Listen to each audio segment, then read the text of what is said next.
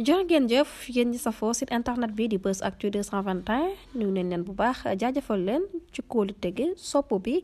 ak topp bi nga xamante ne rek yi nag ñu koy topp bu leen fàttee abonné di bës cloche de notification yi ngir mën a am yeneen i info jërë ngeen jëf ci ànd bi ak topp bi nga xamante ne rek yi nag ñu koy topp saa su ne ci site internet bi di Buzz Actu 221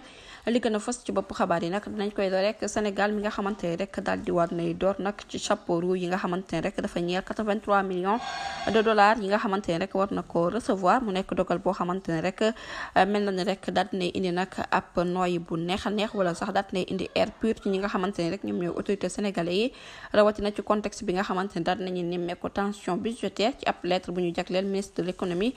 du plan de la coopération di Abdourahmane Sarr ak ki nga xamante ne rek moom mooy Kien Kim nekk vice-président par intérim bu département américain des opérations de Millennium Challenger coopération daat nañuy def ab annonce nag bu am solo nit ki fukki fan ak juróom-ñett ci weeru mars ci atum 2025 daat nañu jot ab confirmation ci demande exception bi nga xamante ne rek defoon nañ ko ngir suspendre lépp luy activité yu tukkee ko ci Sénégal Power mu nekk mbir moo xamante ne rek daat nay am compact waaye daat nañ koy approuvé ca département bu état américain bu ñu sukkandikoo nag ci xibaar bi nga xamante ne daat nañ koy jot moom nag daat nay fësal ne rek daat nay am mbégte ak contentement ni ki fukki fan ak juróom-ñett ci weeru mars ci atum 2025 que ne nag boobu lee mbir daat nañuy jot ab confirmation boo xamante ne rek da doon sàkku rek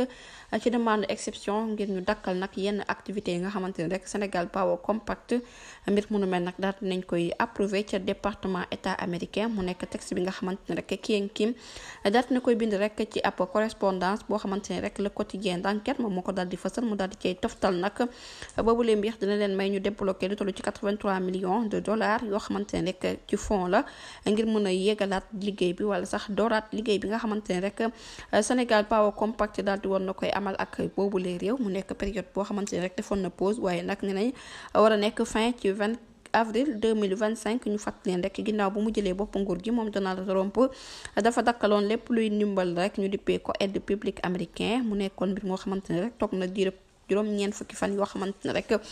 daal di wuñ koy wéyal ginnaaw nag évaluation bi nga xamante ne rek moom lañ jot a def boobu les projet ca wet ga rawatina nag décision définitive bi nga xamante ne rek jotoon nañ ko jël mu concerné yooyu les programmes